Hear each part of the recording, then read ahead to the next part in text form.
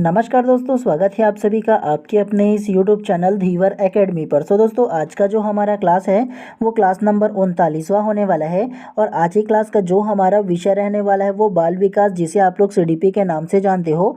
और आज की क्लास का जो हमारा टॉपिक रहने वाला है वो नैतिक विकास के बारे में हम लोग जानेंगे। और आप लोगों को मैं नैतिक विकास क्या होता है मैं अपने पिछले क्लास में अच्छे से समझा चुका हूँ। उसके अलावा आज की क्लास में ना हम लोग नैतिक विकास में कितने प्रकार के क्वेश्चन बन सकते हैं उन तमाम क्वेश्चन को लेकर के मैं आप लोगों के लिए आया हूँ, ठीक है। और आप लोगों को ना मैं सरल तरीके से भी समझाऊंगा कि नैतिक विकास क्या होता है। पहले अपने शब्दों में समझाऊंगा, उसके बाद फिर आप लोगों को ना अलग अलग जितने भी प्रकार से इसमें प्रश्न बन सकते हैं उन तमाम प्रश्नों को आप लोगों के सामने लाऊंगा। और आप लोगों को क्या करना है, आप लोगों को ना इसी को टेस्ट सीरीज समझ के सबसे पहले आप लोगों को ना क्वेश्चन को अच्छे से पढ़ना है। और पढ़ने के बाद फिर आप लोगों को उसका आंसर देना है मेरे आंसर लेने से पहले। क्योंकि जब तक कि आप लोग अच्छे से टेस्ट नहीं दिलाओगे, अच्छे से आप लोग प्रैक्टिस नहीं करोगे, तब तक मुश्किल हो जाएगा जी आप लोगों का जो एग्ज़ाम दिलाना है वो। और सीडीपी में ख़ास तौर से जितना ज़्यादा प्रैक्टिस करोगे उतना ज़्यादा बेहतर होगा आप लोगों के लिए। तो चलिए ज़्यादा देर ना करते हुए सबसे पहले मैं आप लोगों को ना नैतिक विकास क्या होता है ये समझा देता हूँ। उसके बाद फिर हम लोग एमसीक्यू करेंगे, ठीक है। चलिए सबसे पहले मैं आप लोगों को ना सरल तरीके से नैतिक विकास क्या होता है ये समझा देता हूँ। नैतिक विकास एक प्रक्रिया है जिसके माध्यम से हम लोग सही या गलत के बीच जो अंतर करते हैं ना, फर्क कर पाते हैं, उसे नैतिक विकास कहते हैं। मान के चलो हमारे सामने एक समस्या आ गया और उस समस्या का हम लोग अपने नैतिकता के आधार पर बिना कोई भेदभाव किए किस प्रकार से निर्णय लेते हैं नैतिकता के आधार पर, तो उसे हम लोग नैतिक कहते हैं। अगर आप लोगों को सरल तरीके से और समझाओ ना, चलिए आप लोगों को एक कहानी के थ्रू थोड़ा सा समझाने की कोशिश करता हूँ, ध्यान से समझिएगा। इसी टॉपिक में नैतिकता के जो जनक है ना वो कोहलबर्ग नामक एक मनोवैज्ञानिक है जिन्होंने नैतिकता का सिद्धांत का प्रतिपादन किया। और कोहलबर्ग ने एक कहानी सुनाया, आप लोगों को भी सुनाता हूँ, ऐसा क्वेश्चन भी पूछा जाता है, ध्यान से सुनिएगा आप लोग, ठीक है। सबसे पहले एक जो हाइनाज नाम का एक व्यक्ति था, उसका जो पत्नी है वो बहुत ज़्यादा बीमार था। जब वो हाइनाज ने ना अपनी पत्नी को लेकर के हॉस्पिटल गया तो हॉस्पिटल के डॉक्टर ने ये बताया उनको कि तुम्हारी जो पत्नी है उसको बहुत गंभीर बीमारी है और इस दुनिया में केवल एक ही ऐसा व्यक्ति है जो इस बीमारी का जो दवा है वो बनाया है। तो डॉक्टर ने क्या बोला, डॉक्टर ने बोला कि तुम उस व्यक्ति के पास जाओ और जा करके क्या करो, उस जो दवाई है उसको मांगो और मांग करके ना ले करके आओ, फिर आपकी पत्नी का इलाज करूंगा मैं। तो सबसे पहले वो जो हाइनाज नामक व्यक्ति था उन्होंने क्या किया, अपने पास जितने भी पैसे थे वो पकड़े और पकड़ करके अपने जो रिश्तेदार रिश्ते नाते जो भी है सारे लोगों से पैसे वैसे इकट्ठे किया। और इकट्ठे करके ना जो वैज्ञानिक है उनके पास गया और जा करके बोला कि आपने जो दवाई तैयार किया है उसको मेरे को दे दीजिए, क्या प्राइस है बताओ बोल करके। ये जो व्यक्ति है, जो वैज्ञानिक है ना, जिन्होंने बहुत ज़्यादा मेहनत करके परिश्रम करके लाखों करोड़ों खर्च करके एक जो बीमारी है उसके लिए वो दवाई तैयार किया था, एंटीडोट जो है वो तैयार किया था, उन्होंने ना उस व्यक्ति को वो दवाई देने के लिए साफ साफ मना कर दिया। और ये जो वैज्ञानिक है ना इसका एक दुकान था, मतलब मेडिकल शॉप भी था, है ना। तो इन्होंने साफ साफ मना कर दिया और मना कर दिया ना तो ये चुपचाप वापस लौट करके आ गया।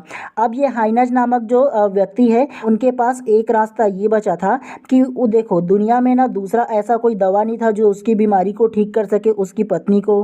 तो उन्होंने क्या किया, रात को गया चुपचाप और जा करके ना इसके दुकान से ना शटर को तोड़ा और तोड़ करके जो दवा उन्होंने रखा था जो बहुत ही ज़्यादा महंगा कीमत पर बेचना था तो उसको चोरी कर लिया। और चोरी करने के बाद ना फिर अपनी पत्नी की जान बचा ली, उसको वो दवाई दे दिया। अब आप लोगों के सामने ये सवाल मैं करता हूँ कि आप लोग मुझे ये बताओ कि ये जो व्यक्ति है इसका चोरी करना क्या सही है या गलत है। उसके अलावा दूसरा पक्ष आप लोग इसका भी ये जान लो, वैज्ञानिक का, इन्होंने 10 से 15 साल अपना रिसर्च में लगाया, लाखों करोड़ों खर्च किया, एक दवाई को तैयार करने के लिए बहुत ज़्यादा मेहनत परिश्रम किया, पैसा दिया।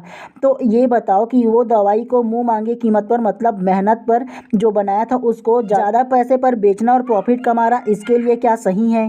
क्या इसको फ्री में दे देना चाहिए या इसका इन्होंने जो मेहनत किया इतने साल दिया उसके लिए उतना तो प्रॉफिट इनके लिए बनता है। तो आप लोगों को ये बताना है इन दोनों के बीच क्या इसका चोरी करना सही है और चोरी किया और चोरी करके अपनी पत्नी का जान बचाना सही है, या इस वैज्ञानिक का जो कथन है वो सही है जो इतने मेहनत करने के बाद इतने दिनों के बाद जो दवाई बनाया और दवाई बनाने के बाद वो महंगे कीमत पर बेचना करता था। तो इन दोनों के बीच इस प्रकार के जो सवाल आएगा ना तो इस सवाल का जवाब आप जिस आधार पर दोगे तो उस आधार पर ना जो आंसर होगा वो नैतिकता कहलाता है। तो इसी प्रकार से जो कोहलबर्ग नामक मनोवैज्ञानिक था, उन्होंने बच्चों से इस प्रकार के सवाल पूछे और जवाब भी जानने के प्रयत्न किया नैतिकता के आधार पर। कई लोगों ने जवाब दिया कि इनका चोरी करना सही था, अपनी पत्नी का जान बचाना भी सही था। कई लोगों ने इसका भी पक्ष रखा कि ये जो वैज्ञानिक है, इन्होंने महंगे कीमत पर बेचना भी इनका सही है, क्योंकि बहुत ज़्यादा मेहनत दिया है, बहुत सालों की मेहनत लगाए है। तो इस प्रकार के जो सवाल होते हैं ना, वो नैतिकता कहलाता है। ठीक है, मतलब नैतिक आधार पर सही या गलत का जब आप लोग निर्णय लेते हो तो उसे नैतिक कहते हैं, नैतिकता कहते हैं। चलिए, आप लोगों को अच्छे से समझ में आ गया होगा, मुझे ये उम्मीद है। अब चलिए हम लोग ना इसी प्रकार से क्वेश्चन को करते हुए चलते हैं। एक शब्द में अगर आप लोगों को बोलूँ ना नैतिकता क्या है, तो आप लोगों को ये समझना है कि अच्छे और बुरे की जो बीच में फ़र्क करता है, उसे हम लोग क्या बोलेंगे, नैतिकता बोलेंगे। किसी की मदद करना नैतिकता होता है, किसी ज़रूरतमंदों की मदद कर देना नैतिकता कहलाता है। ठीक है, चलिए अब आप लोग ना ध्यान से प्रश्न क्रमांक फर्स्ट को पढ़िए और उसी प्रकार से आप लोगों को उत्तर देना है। प्रत्येक प्रश्न को मैं अच्छे से आप लोगों को समझाते हुए चलूँगा। चलिए, प्रश्न क्रमांक फर्स्ट को ध्यान से पढ़िए। निम्नलिखित में से कौन बालक में नैतिक मूल्यों के विकास में महत्वपूर्ण भूमिका निभाता है? ऑप्शन ए प्रार्थना सभा, ऑप्शन बी सही समाजीकरण, ऑप्शन सी बुद्धि या ऑप्शन डी सभी विकल्प सही हैं। तो क्या इसका आंसर होगा बताइए सबसे पहले आप, फिर विस्तार पूर्वक ना मैं आप लोगों को सारे सवाल का जवाब देते हुए चलूँगा। तो प्रश्न क्रमांक 1 का जो करेक्ट आंसर होगा ना, वो आप लोगों का ऑप्शन नंबर डी सभी विकल्प सही करेक्ट हो जाएगा। कैसे? निम्नलिखित में से कौन बालक में नैतिक मूल्यों के विकास में महत्वपूर्ण भूमिका निभाता है? तो इसमें जो महत्वपूर्ण भूमिका निभाता है वो प्रार्थना सभा भी हो जाएगा, सही समाजीकरण भी हो जाएगा और बुद्धि भी हो जाएगा। तो इस प्रकार से प्रश्न क्रमांक फर्स्ट का जो करेक्ट आंसर होगा ना, सभी विकल्प सही करेक्ट हो जाएगा, क्योंकि नैतिकता के मूल्यों के विकास के लिए इन तमाम चीज़ों की आवश्यकता होता है। चलिए नेक्स्ट प्रश्न को पढ़ते हुए चलते हैं। इसी प्रकार से आप लोगों को भी ध्यानपूर्वक पढ़ना है। ठीक है, चलिए प्रश्न क्रमांक दूसरा को अब ध्यान से पढ़िए। रिया कक्षा पिकनिक तय करने हेतु ऋषभ से सहमत नहीं है। वह सोचती है कि बहुमत के अनुकूल बनाने के लिए नियमों का संशोधन किया जा सकता है। यह सहपाठी विरोधी पियाजे के अनुसार निम्नलिखित में से किससे संबंधित है? ऑप्शन ए विषमांग नैतिकता, ऑप्शन बी संज्ञानात्मक अपरिपक्वता, ऑप्शन सी प्रतिक्रिया या ऑप्शन डी सहयोग की नैतिकता। तो क्या इसका आंसर होगा पहले आप बताइए। तो प्रश्न क्रमांक 2 का जो करेक्ट आंसर होगा वो आप लोगों का ऑप्शन नंबर डी सहयोग की नैतिकता करेक्ट हो जाएगा। कैसे? रिया कक्षा पिकनिक तय करने हेतु ऋषभ से सहमत नहीं है। वह सोचती है कि बहुमत के अनुकूल बनाने के लिए नियमों का संशोधन किया जा सकता है। यह सहपाठी विरोधी पियाजे के अनुसार निम्नलिखित में से किससे संबंधित है? तो ये सहयोग की नैतिकता से संबंधित है, क्योंकि रिया जो है वो पिकनिक में जाने के लिए क्या करता है, ऋषभ जो है उससे सहमत नहीं होता है। मान के चलो कहीं पिकनिक जाना है और पिकनिक के लिए क्या है, सभी लोगों का सहमति जरूरी है ना, कि जी हाँ यहाँ जाएंगे, यहाँ घूमेंगे, ये करेंगे, वो करेंगे। हो सकता है किसी को उसका जो प्लानिंग है वो समझ में नहीं आया होगा या उनको अच्छा नहीं लगा होगा, तो उसमें संशोधन करना चाहती है। तो वो क्या कहलाएगा, ऐसे प्रकार की जो संशोधन है, वो जो निर्णय होगा वो सहयोग की नैतिकता होगा ना जी, क्योंकि ताकि ये सभी लोगों को पिकनिक में जाना है ना, तो सभी लोग क्या करेंगे, सहयोग देंगे ना जी नैतिकता में, मतलब उसके सवाल के जवाब में, अच्छे निर्णय में। तो इस प्रकार से प्रश्न क्रमांक 2 का जो करेक्ट आंसर होगा ना, वो सहयोग की नैतिकता करेक्ट हो जाएगा।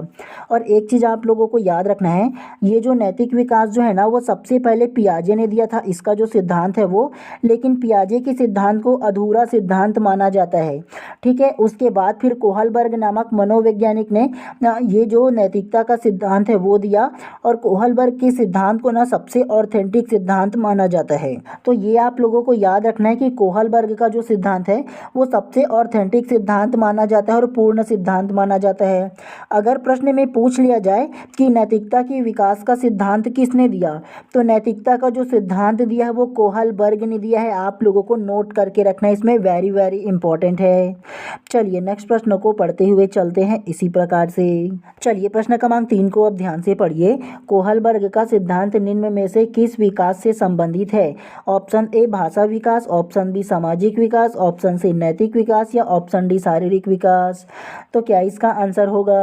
प्रश्न क्रमांक 3 का जो करेक्ट आंसर है ना वो आप लोगों का ऑप्शन नंबर सी नैतिक विकास करेक्ट हो जाएगा। कैसे? कोहलबर्ग का सिद्धांत निम्न में से किस विकास से संबंधित है? तो कोहलबर्ग के बारे में अभी जस्ट बताया ना कि कोहलबर्ग जो है वो नैतिक विकास का सिद्धांत दिया है और जिसे सबसे ऑथेंटिक सिद्धांत माना जाता है। चलिए नेक्स्ट प्रश्न को पढ़ते हुए चलते हैं इसी प्रकार से। तो याद रखना कोहलबर्ग जो है ना वो नैतिक विकास के सिद्धांत के प्रतिपादक है। चलिए प्रश्न क्रमांक 4 को पढ़िए। कोहलबर्ग निम्न में से किससे संबंधित है? ये तो सेम रिपीटेड प्रश्न हो गया जी। तो ये जो रहेगा ना वो ऑप्शन नंबर सी नैतिक विकास से संबंधित है, क्योंकि कोहलबर्ग जो है वो नैतिक विकास का सिद्धांत दिया था जिसे पूर्ण सिद्धांत माना जाता है। तो आप लोगों को याद रखना है और चाहो ना तो अपने शॉर्ट नोट्स में ना थोड़ा सा ना आप लोग ना एक डैश दे करके लिख सकते हो कोहलबर्ग बराबर नैतिक विकास का सिद्धांत। ठीक है, 2 को लिखना आप लोग। सबसे पहले लिखना कि नैतिक विकास का सिद्धांत किसने दिया था। सबसे पहला तो जीन पियाजे ने दिया था, लेकिन उसका जो सिद्धांत है वो अधूरा सिद्धांत है। लेकिन वास्तविक जो सिद्धांत दिया है नैतिक विकास का वो कोहलबर्ग ने प्रस्तुत किया। यह आप लोगों को नोट करके रखना है। चलिए प्रश्न क्रमांक 5 को पढ़िए। अब कोहलबर्ग ने प्रस्तुत किए हैं ऑप्शन ए शारीरिक विकास के चरण, ऑप्शन बी संवेगात्मक विकास के चरण, ऑप्शन सी नैतिक विकास के चरण या ऑप्शन डी संज्ञानात्मक विकास के चरण। तो क्या इसका आंसर हो सकता है बताइए सबसे पहले। तो प्रश्न क्रमांक 5 का जो करेक्ट आंसर होगा ना वो आप लोगों का ऑप्शन नंबर सी करेक्ट हो जाएगा। नैतिक विकास के चरण करेक्ट हो जाएगा। अभी जस्ट आप लोगों को बताया ना कि कोहलबर्ग ने प्रस्तुत किए, तो कोहलबर्ग जो है ना वो नैतिक विकास के सिद्धांत को दिए थे।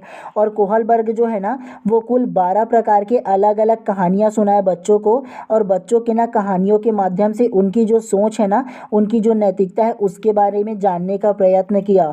तो कुल 11 से 12 प्रकार की जो कहानी है ना वो कोहलबर्ग ने सुनाए थे बच्चों को। तो ये आप लोगों को याद रखना है। ठीक है, चलिए प्रश्न क्रमांक 6 को अब ध्यान से पढ़िए। कोहलबर्ग के अनुसार सही और गलत के प्रश्न के बारे में निर्णय लेने में शामिल चिंतन प्रक्रिया को कहा जाता है। ऑप्शन ए सहयोग की नैतिकता, ऑप्शन बी नैतिक तर्कना, ऑप्शन सी नैतिक यथार्थवाद या ऑप्शन डी नैतिक दुविधा। तो क्या इसका आंसर होगा बताइए सबसे पहले। तो प्रश्न क्रमांक 6 का जो करेक्ट आंसर होगा ना वो आप लोगों का ऑप्शन नंबर सी नैतिक यथार्थवाद करेक्ट हो जाएगा। कैसे? कोहलबर्ग के अनुसार सही और गलत के प्रश्न के बारे में निर्णय लेने में शामिल चिंतन प्रक्रिया को कहा जाता है। तो कोहलबर्ग ने ना सही और गलत के बीच में जो प्रश्न है ना, तो उस प्रश्न के निर्णय लेने में जो चिंतन प्रक्रिया होगा, मतलब चिंता में पड़ जाएगा कि मैं क्या लूँ क्या नहीं लूँ ना, तो इस प्रकार की जो चिंतन प्रक्रिया होगा उसे नैतिक यथार्थवाद माना जाता है कोहलबर्ग के अनुसार। तो ये चीज़ आप लोगों को याद रखना है। ठीक है, उसके अलावा आप लोगों को जस्ट बताया ना अभी अभी कि नैतिक सहयोग क्या होता है। नैतिक सहयोग का जो मतलब होता है, अगर ना पूरे किसी समूह में कहीं जाना या समूह का कोई निर्णय होता है तो सारे समूह का, सारे लोगों का एक प्रकार से जो मत होगा उसके नैतिक सहयोग बोलेंगे। ठीक है, मतलब सहयोग की नैतिकता भी बोला जाता है। ठीक है, तो ये चीज़ आप लोगों को याद रखना है। उसके अलावा नैतिक तर्कना क्या होता है ये अगर आप लोगों को बताऊँ ना, तो नैतिक तर्कना का मतलब ये होता है कि जब आप लोगों से कोई सवाल या प्रश्न किया जाता है तो उसमें सही या गलत के आधार पर जब आप लोग ना तर्क करते हो, तर्क वितर्क दे करके आप लोग जब उसका आंसर देते हो या उसका उत्तर देते हो तो उसे नैतिक तर्कना कहते हैं। उसके अलावा ऑप्शन नंबर डी नैतिक दुविधा क्या होता है ये अगर आप लोगों को बताऊं, चलिए आप लोगों को एक ना नैतिक दुविधा देता हूं मैं आप लोगों को। ठीक है, मतलब एक सवाल पूछता हूं वो नैतिक दुविधा से रिलेटेड है। ध्यान से सुनिएगा पहले आप लोग। मान के चलो एक लड़की है जो अभी अभी शादी होकर के अपने जो ससुराल है वो गया है। ठीक है, अपने हस्बैंड के यहाँ, और वो जो हस्बैंड है वो ये कहता है कि तुम एक डिसीज़न लो। सबसे पहला तुम एक डिसीज़न लो, अगर तुम मेरे पास आना चाहते हो तो परमानेंट केवल मेरे पास रहो, अपने पिताजी के पास मत जाओ, मतलब अपने मायके मत जाओ। उसके बाद उसके पति का दूसरा सवाल ये था कि अगर तुम अपने पिताजी के यहाँ जाओगे तो दोबारा मेरे यहाँ मेरे पास मत रहना, मत आना बोल करके। अब उस लड़की के सामने एक नैतिक दुविधा आ गया कि वो अपने पति के साथ रहे या अपने फैमिली के साथ, मतलब अपने पिताजी के साथ। तो ये इस प्रकार के जो सवाल है ना वो नैतिक दुविधा कहलाता है। अब आप लोग मुझे ये बताओ कि अगर ऐसा कंडीशन आता है तो किसके साथ जाना चाहिए, किसके साथ रहना चाहिए, आपका जो नैतिकता है वो क्या कहता है। तो देखो नैतिकता के आधार पर अगर आप लोग निर्णय लोगे ना, तो देखो अगर एक लड़की का अगर शादी हो गया है तो शादी होने के बाद नैतिकता ये कहता है कि उसे अपने पति के साथ ही रहना चाहिए, चाहे वो जैसा भी रहे, चाहे सुख में रहे चाहे दुख में रहे। ऑब्वियसली बिल्कुल करेक्ट आंसर है कि वो अपने पिताजी के साथ भी रह सकता है, लेकिन कब तक, जब तक वो रहेंगे तब तक। लेकिन उसके बाद क्या, लेकिन उसके पति अगर रहेंगे तो फिर जीवन भर जो कहते हैं ना साथ रहने वाली बात, तो वो रह सकता है। तो इस प्रकार के जो सवाल आएगा ना उसे नैतिक दुविधा कहा जाता है। आप लोगों को समझ में आया नैतिक दुविधा क्या होता है और नैतिकता क्या होता है, नैतिकता के आधार पर किस प्रकार से निर्णय लिया जाता है, तो ये नैतिकता होता है। आप लोगों को समझ में आया ना। चलिए नेक्स्ट प्रश्न को इसी प्रकार से पढ़ते हुए चलते हैं। आप लोग ना समझने पर ज़्यादा जोर दीजिए, मैं हमेशा आप लोगों को इसी प्रकार से समझाने की कोशिश करता हूँ। जितना अच्छे से समझोगे, जितना अच्छे से अभी समझ पाओगे ना, तो एग्ज़ाम में काफ़ी बेहतर प्रदर्शन कर पाओगे, अच्छा आंसर ले पाओगे। चलिए प्रश्न क्रमांक 7 को अब ध्यान से पढ़िए। कोहलबर्ग के अनुसार शिक्षक बच्चों में नैतिक मूल्यों का विकास कर सकता है। ऑप्शन ए धार्मिक शिक्षा को महत्व देकर, ऑप्शन बी व्यवहार के स्पष्ट नियम बनाकर, ऑप्शन सी नैतिक मुद्दों पर आधारित चर्चाओं में उन्हें शामिल करके, या ऑप्शन डी कैसे व्यवहार किया जाना चाहिए इस पर कठोर निर्देश देकर। तो क्या इसका आंसर हो सकता है, बताइए सबसे पहले।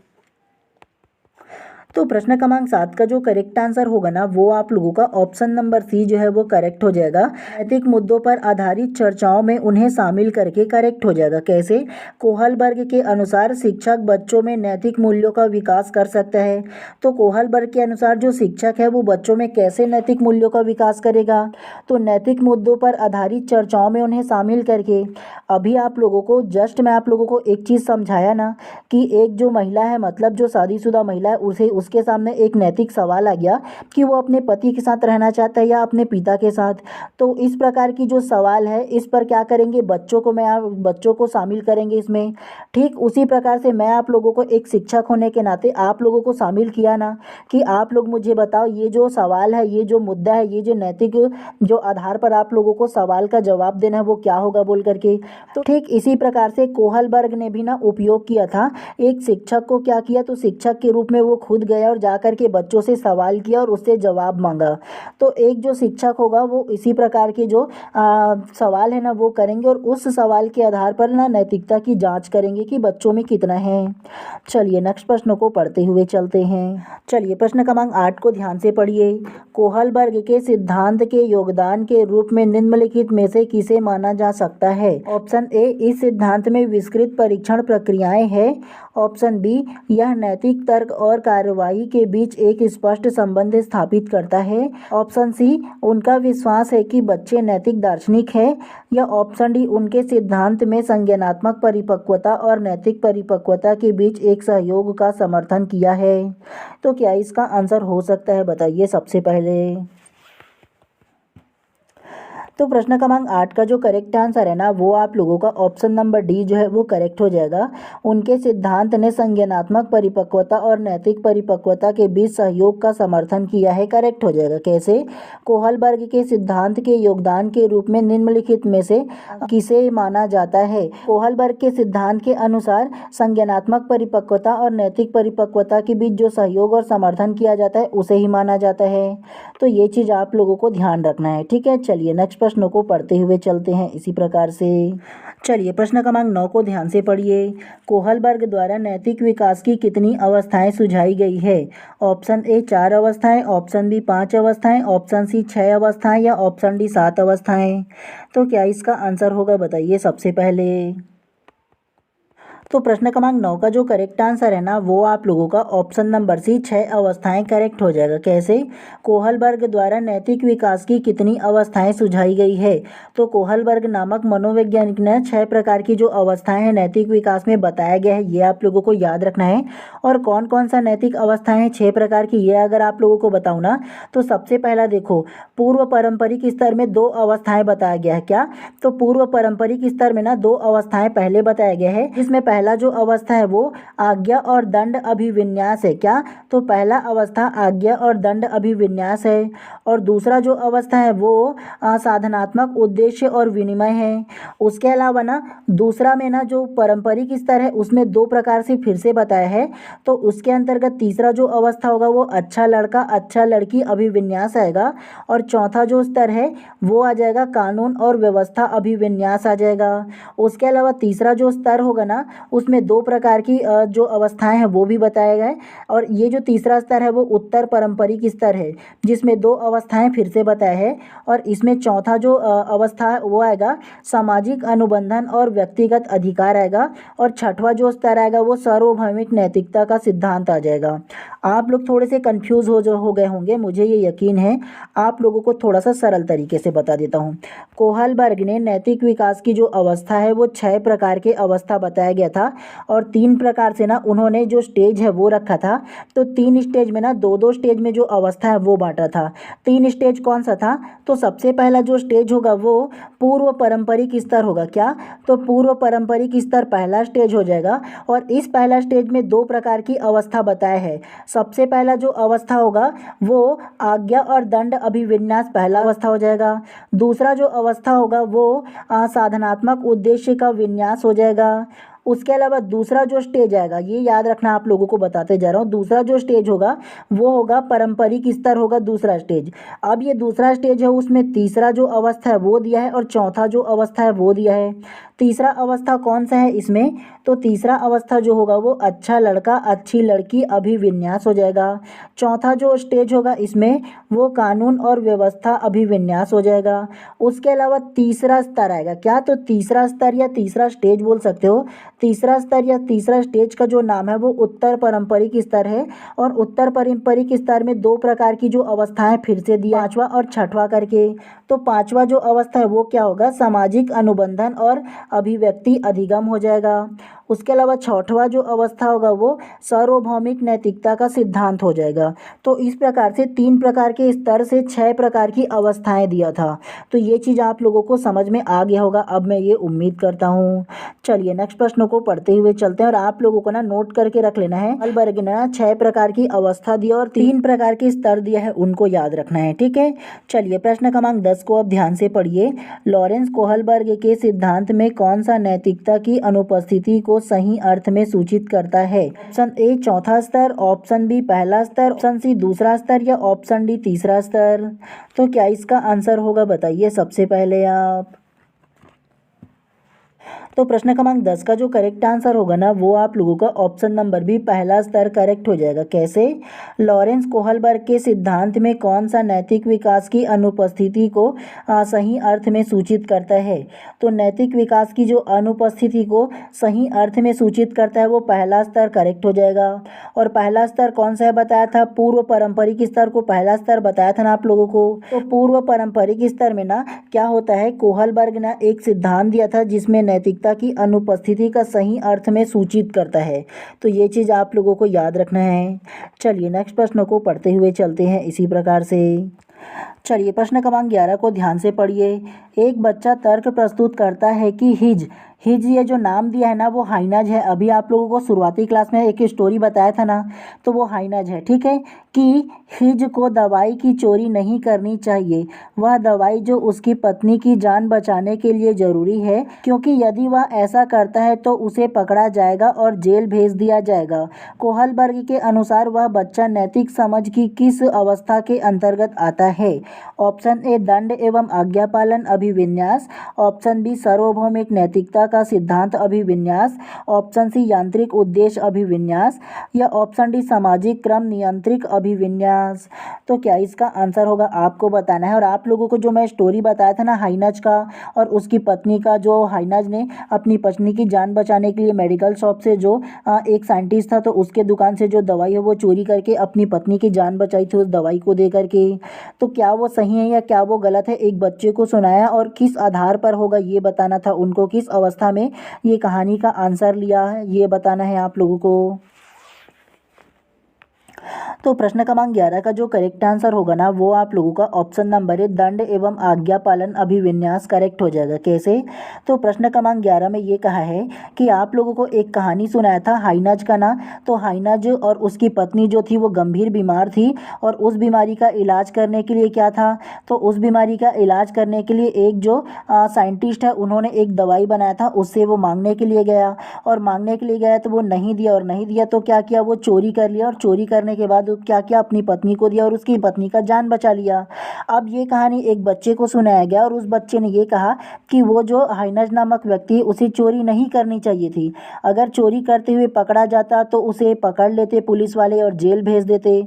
तो ये कोहलबर्ग के अनुसार किस अवस्था के अंतर्गत है, इस प्रकार की जो आंसर लिया बच्चा वो।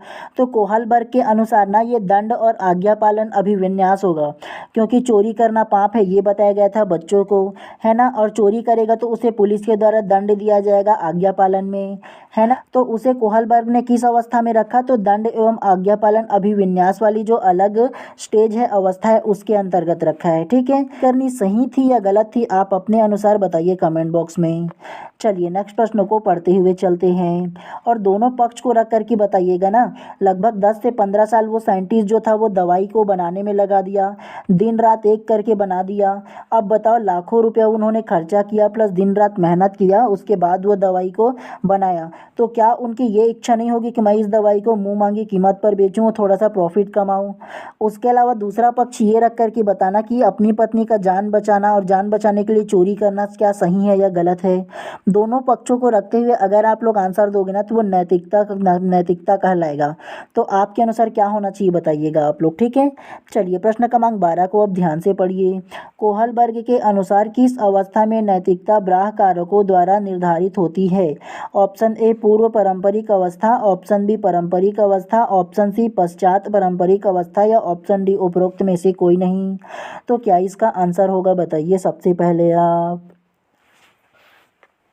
तो प्रश्न क्रमांक 12 का जो करेक्ट आंसर होगा ना वो आप लोगों का ऑप्शन नंबर ए पूर्व पारंपरिक अवस्था करेक्ट हो जाएगा। कैसे, कोहलबर्ग के अनुसार किस अवस्था में नैतिकता बाह्य कारकों द्वारा निर्धारित होती है।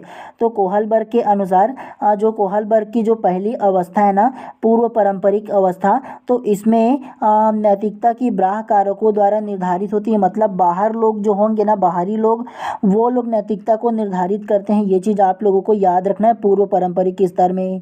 और ये जो 3 प्रकार की जो स्तर दिया है ना, पहला पूर्व पारंपरिक अवस्था, दूसरा पारंपरिक अवस्था और तीसरा पश्चिम पारंपरिक अवस्था या उत्तर पारंपरिक अवस्था।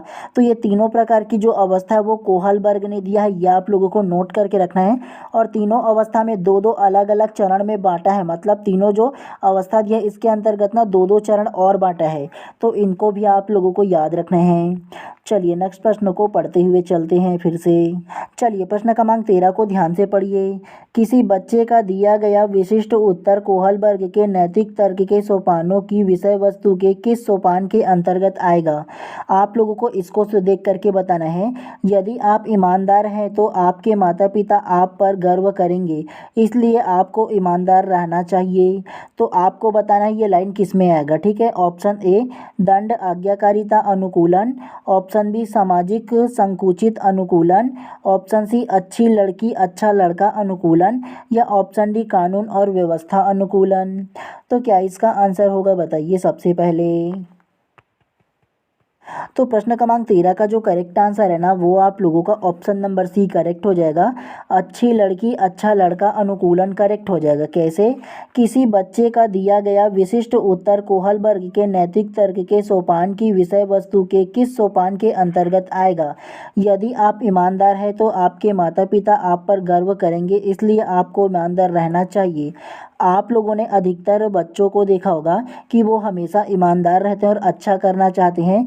क्यों वो अच्छा करना चाहते हैं, ताकि उनके माता पिता उनको क्या कहे, अच्छा लड़का है मेरा बेटा या अच्छी लड़की है मेरा बेटा, सारा चीज़ अच्छा करता है, ईमानदार है, बोलते हैं ना हम लोग। तो वो कोहलबर्ग के अनुसार ना अच्छा लड़का अच्छी लड़की अनुकूलन के अंतर्गत आएगा, ऐसे जो ईमानदार जो बच्चे होंगे वो लोग। ठीक है, तो इस प्रकार से प्रश्न क्रमांक 13 का जो करेक्ट आंसर होगा ना ऑप्शन नंबर सी जो है वो करेक्ट हो जाएगा। चलिए नेक्स्ट प्रश्न को पढ़ते हुए चलते हैं इसी प्रकार से। चलिए प्रश्न क्रमांक 14 को अब ध्यान से पढ़िए। लॉरेंस कोहलबर्ग के नैतिक विकास के सिद्धांत के अनुसार व्यक्ति किस अवस्था में है जब वह विश्वास करता है कि वर्तमान सामाजिक प्रणाली को सक्रियतापूर्वक बनाए रखने से धनात्मक मानवीय संबंध और सामाजिक मार्ग सुरक्षित रहता है। ऑप्शन ए दंड और आज्ञा पालन अभिविन्यास, ऑप्शन बी सामाजिक क्रम व्यवस्था अभिविन्यास, ऑप्शन सी यांत्रिक उद्देश्य अभिविन्यास या ऑप्शन डी सार्वभौमिक नैतिक सिद्धांत अभिविन्यास। तो क्या इसका आंसर होगा बताइए सबसे पहले। तो प्रश्न क्रमांक 14 का जो करेक्ट आंसर होगा ना वो आप लोगों का ऑप्शन नंबर बी जो है वो करेक्ट हो जाएगा। सामाजिक क्रम व्यवस्था अभिविन्यास करेक्ट हो जाएगा। कैसे? लॉरेंस कोलबर्ग के अनुसार नैतिक विकास के सिद्धांत के अनुसार व्यक्ति किस अवस्था में है? जब वह विश्वास करता है कि वर्तमान सामाजिक प्रणाली को सक्रिय पूर्वक बनाए रखने से धनात्मक मानवीय संबंध और सामाजिक सुरक्षा वर्ग रहता है। तो ऑप्शन नंबर बी जो है वो सामाजिक क्रम व्यवस्था अभिविन्यास करेक्ट हो जाएगा। ये चीज़ आप लोगों को याद रखना है। चलिए प्रश्न क्रमांक 15 को ध्यान से पढ़िए। कर्नल सिंह कानूनी कार्यवाही तथा खर्च के बावजूद आयकर नहीं देते। वे सोचते हैं कि वे एक भ्रष्ट सरल सरकार को समर्थन नहीं दे सकते जो अनावश्यक बांधों का निर्माण कर लाखों रुपए खर्च करती है। वे संभवतः कोहलबर्ग के नैतिक विकास की किस अवस्था में हैं? ऑप्शन ए पश्चिम परंपरागत, ऑप्शन बी पूर्व परंपरागत, ऑप्शन सी परा परंपरागत या ऑप्शन डी परंपरागत। तो क्या इसका आंसर हो सकता है बताइए सबसे पहले। तो प्रश्न क्रमांक 15 का जो करेक्ट आंसर होगा ना वो आप लोगों का ऑप्शन नंबर ए पश्चिम परंपरागत करेक्ट हो जाएगा। कैसे? कर्नल सिंह कानूनी कार्यवाही तथा खर्चे के बावजूद आयकर नहीं देते। वे सोचते हैं कि वे एक भ्रष्ट सरकार को समर्थन नहीं दे सकते जो अनावश्यक बांधों का निर्माण कर लाखों रुपए खर्च करती है। वे संभवतः कोहलबर्ग के विकास की किस अवस्था में है? तो वो पश्चिम परंपरागत अवस्था में है। यह आप लोगों को याद रखना है इसके बारे में, क्योंकि एक जो कर्नल सिंह है वो सोचता है कि मैं ना भ्रष्ट सरकार को कोई भी आयकर नहीं दूंगा, मतलब इनकम टैक्स होता है ना वो नहीं दूंगा, क्योंकि वे ना मैं जो पैसा देता हूँ इनकम टैक्स में वो भ्रष्ट जो सरकार है वो लाखों रुपए खर्च कर देते हैं केवल बांध निर्माण में। तो इस प्रकार की भ्रष्ट सरकार को मैं ना अपना जो इनकम टैक्स है वो नहीं दूंगा, ये बोला है। तो कोहलबर्ग की किस नैतिक विकास की अवस्था में आएगा? तो वो पश्चिम परंपरागत के अंतर्गत आ जाएगा। तो ये चीज़ आप लोगों को नोट करके रख लेना है, ठीक है। चलिए नेक्स्ट प्रश्न को पढ़ते हुए चलते हैं इसी प्रकार से। चलिए प्रश्न क्रमांक 16 को ध्यान से पढ़िए। आप एक शिक्षिका शिक्षक के रूप में रैगिंग और धमकाने के सख्त विरोधी हैं तथा इस संदर्भ में विद्यालय में पोस्टर लगवाते हैं तथा समिति बनवाते हैं। आपसे जुड़ने वाले किशोर इस विचार के दृढ़ विश्वासी हैं। निम्नलिखित में से किस स्तर पर होंगे? ऑप्शन ए परंपरागत स्तर, ऑप्शन बी पूर्व परंपरागत स्तर, ऑप्शन सी उत्तर परंपरागत स्तर या ऑप्शन डी सामाजिक व्यवस्था बनाए रखने वाला स्तर। तो क्या इसका आंसर हो सकता है? तो प्रश्न क्रमांक 16 का जो करेक्ट आंसर है ना वो आप लोगों का ऑप्शन नंबर सी उत्तर परंपरागत स्तर करेक्ट हो जाएगा। कैसे? आप एक शिक्षक शिक्षिका के रूप में क्या करते हैं, आप जब कॉलेज में जाते हैं या स्कूल में जाते हैं तो वहाँ जो रैगिंग होता है या धमकाने वाली गतिविधि होता है तो उसका आप सख्त विरोध रहते हैं। और इस विरोध के लिए आप क्या करते हैं, विद्यालय में पोस्टर बनवाते हैं और उसको क्या करते हैं, पोस्टर को लगवा देते हैं और अलग अलग समितियाँ भी बनवाते हैं रैगिंग के खिलाफ। तो आपसे जुड़ने वाले जो बच्चे होंगे वो इस विचार के दृष्टिकोण में होंगे जो आपका विश्वास करेगा। तो ये जो स्तर है और आपका जो स्तर है दोनों का मतलब इस प्रकार की रैगिंग गलत बात है, धमकाना गलत बात है, पोस्टर वोस्टर करके अच्छी जो बातें हैं वो फैलाओ। तो इस प्रकार की जो सोच विचार है वो पियाजे के किस स्तर में रहता है ये बोला है, तो वो उत्तर परंपरागत स्तर में रहता है। ये चीज़ आप लोगों को याद रखना है इसके बारे में, ठीक है। तो इस प्रकार से प्रश्न क्रमांक 16 का जो करेक्ट आंसर होगा ऑप्शन नंबर सी जो है वो करेक्ट हो जाएगा। चलिए प्रश्न क्रमांक 17 को ध्यान से पढ़िए। एक बच्चा तर्क प्रस्तुत करता है, आप यह मेरे लिए करें और मैं वह आपके लिए करूंगा। यह बच्चा कोहलबर्ग की नैतिक तर्कणा की किस अवस्था के अंतर्गत आएगा? ऑप्शन ए अच्छा लड़का अच्छा लड़की अभिमुखीकरण, ऑप्शन बी सामाजिक अनुबंधन अभिमुखीकरण, ऑप्शन सी सहायक उद्देश्य अभिमुखीकरण या ऑप्शन डी दंड और आज्ञा पालन अभिमुखीकरण। तो क्या इसका आंसर हो सकता है बताइए सबसे पहले। तो प्रश्न क्रमांक 17 का जो करेक्ट आंसर होगा ना वो आप लोगों का ऑप्शन नंबर बी जो है वो करेक्ट हो जाएगा। सामाजिक अनुबंधन अभिमुखीकरण करेक्ट हो जाएगा। कैसे? एक बच्चा है वो तर्क प्रस्तुत करता है और बोलता है कि मैं ना आपका जो काम है वो कर दूंगा और आप मेरा जो काम है वो कर देना। तो इस प्रकार की जो सोच है वो कोहलबर्ग के अनुसार नैतिकता की किस तर्कणा की अवस्था में आएगा ये बोला है। तो इस प्रकार की जो सोच है ना कि आप मेरा काम को कर दो मैं आपके काम को कर दूंगा, तो ऐसा जो सोच है ना वो सामाजिक अनुबंधन के अंतर्गत आ जाएगा, जिसे सामाजिक अनुबंधन अभिमुखीकरण कहा जाता है कोहलबर्ग के अनुसार। तो इस प्रकार से प्रश्न क्रमांक 17 का जो करेक्ट आंसर होगा ऑप्शन नंबर बी जो है वो करेक्ट हो जाएगा। चलिए प्रश्न क्रमांक 17 को ध्यान से पढ़िए। निम्नलिखित में से कौन सी लॉरेंस कोहलबर्ग द्वारा प्रस्तावित नैतिक विकास की एक अवस्था है? ऑप्शन ए प्रसुप्ति अवस्था, ऑप्शन बी सामाजिक अनुबंधन अभिविन्यास, ऑप्शन सी मूर्त संक्रियात्मक अवस्था, ऑप्शन डी औद्योगिक बनाम अधीनता अवस्था। तो क्या इसका आंसर हो सकता है, बताइए सबसे पहले। तो प्रश्न क्रमांक 18 का जो करेक्ट आंसर होगा वो आप लोगों का ऑप्शन नंबर बी सामाजिक अनुबंधन अभिविन्यास करेक्ट हो जाएगा। कैसे? निम्नलिखित में से कौन सा लॉरेंस कोहलबर्ग द्वारा प्रस्तावित नैतिक विकास की एक अवस्था है? तो नैतिक विकास की एक अवस्था अभी जस्ट प्रश्न क्रमांक 17 में हम लोगों ने पढ़ा ना कि सामाजिक अनुबंधन अभिविन्यास के बारे में। तो ये जो है वो कोहलबर्ग का एक प्रस्तावित नैतिक विकास की अवस्था है, ये चीज़ आप लोगों को याद रखना है। चलिए नेक्स्ट को पढ़ते हुए चलते हैं इसी प्रकार से। चलिए प्रश्न क्रमांक 19 को आप ध्यान से पढ़िए। लॉरेंस कोहलबर्ग के नैतिक तर्क के सिद्धांत के अनेक बात के लिए आलोचना की जाती है। इस आलोचना के संदर्भ में निम्नलिखित में से कौन सा कथन सही है? ऑप्शन ए कोहलबर्ग ने अपने अध्याय को मूलतः पुरुषों के नमूनों पर आधारित रखा है। ऑप्शन बी कोहलबर्ग ने नैतिक तर्क के प्रत्येक सोपान के लिए विशेष उत्तर नहीं दिया है। ऑप्शन सी अपनी सैद्धांतिक रूपरेखा पर पहुंचने के लिए कोहलबर्ग ने पियाजे के सिद्धांत को दोहराया है। या ऑप्शन डी कोहलबर्ग का सिद्धांत बच्चों के प्रत्युत्तरों पर ध्यान केंद्रित नहीं करता। तो क्या इसका आंसर हो सकता है? तो प्रश्न क्रमांक 19 का जो करेक्ट आंसर है वो आप लोगों का ऑप्शन नंबर सी जो है वो करेक्ट हो जाएगा। अपनी सैद्धांतिक रूपरेखा पर पहुंचने के लिए कोहलबर्ग ने पियाजे के सिद्धांत को दोहराया करेक्ट हो जाएगा। कैसे? लॉरेंस कोहलबर्ग के नैतिक तर्क के सिद्धांत के अनेक बातों के लिए आलोचना की जाती है। इस आलोचना के संदर्भ में निम्नलिखित में से कौन सा कथन सही है?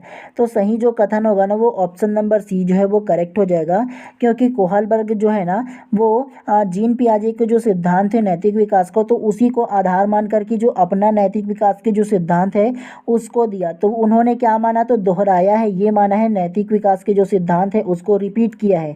तो ये अनेक वैज्ञानिकों ने माना है और उस पर तर्क लगाया है। तो इस प्रकार से प्रश्न क्रमांक 19 का जो करेक्ट आंसर होगा ना ऑप्शन नंबर सी जो है वो करेक्ट हो जाएगा। चलिए नेक्स्ट प्रश्न को पढ़ते हुए चलते हैं। चलिए प्रश्न क्रमांक 20 को ध्यान से पढ़िए। कोहलबर्ग के सिद्धांत की एक प्रमुख आलोचना क्या है? ऑप्शन ए कोहलबर्ग ने बिना किसी अनुभूतिमूलक आधार के सिद्धांत प्रस्तुत किया है। ऑप्शन बी कोहलबर्ग ने प्रस्ताव किया है कि नैतिक तार्किकता विकासात्मक है। ऑप्शन सी कोहलबर्ग ने पुरुषों एवं महिलाओं की नैतिक तार्किकता में सांस्कृतिक विभिन्नताओं को महत्व नहीं दिया। या ऑप्शन डी कोहलबर्ग ने नैतिक विकास की स्पष्ट अवस्थाओं का उल्लेख नहीं किया। तो क्या इसका आंसर हो सकता है? तो प्रश्न क्रमांक 20 का जो करेक्ट आंसर होगा ना वो आप लोगों का ऑप्शन नंबर सी जो है वो करेक्ट हो जाएगा। कोहलबर्ग ने पुरुषों एवं महिलाओं की नैतिक तार्किकता में सांस्कृतिक विभिन्नताओं को महत्व नहीं दिया करेक्ट हो जाएगा। तो इस प्रकार से प्रश्न क्रमांक 20 का जो करेक्ट आंसर होगा ना ऑप्शन नंबर सी जो है वो करेक्ट हो जाएगा। तो चलिए आज की इस क्लास को यहीं पर समाप्त करते हैं, और अगर आप लोग चैनल पर नए होंगे तो चैनल को सब्सक्राइब कर देना और बेल आइकन को दबा देना, ताकि इसी प्रकार से जब भी मैं क्लास लाऊं तो प्रॉपर टाइम पे आप लोगों को उसका नोटिफिकेशन मिले। और आप जब चैनल को सब्सक्राइब करते हो तो मेरे को मोटिवेशन मिलता है जी, ताकि एक दिन में मैं 2 से 3 क्लास लेकर के आ सकूं बोल करके। तो इसीलिए ज़्यादा ज़रूरी कि आप चैनल को सब्सक्राइब कर दो और मेरे को मोटिवेट करते रहो, ठीक है। चलिए आप लोग बढ़िया सा पढ़ते रहिए। आप सभी लोगों का दिन शुभ एवं मंगलमय हो। मिलते हैं इसी प्रकार से नेक्स्ट क्लास में।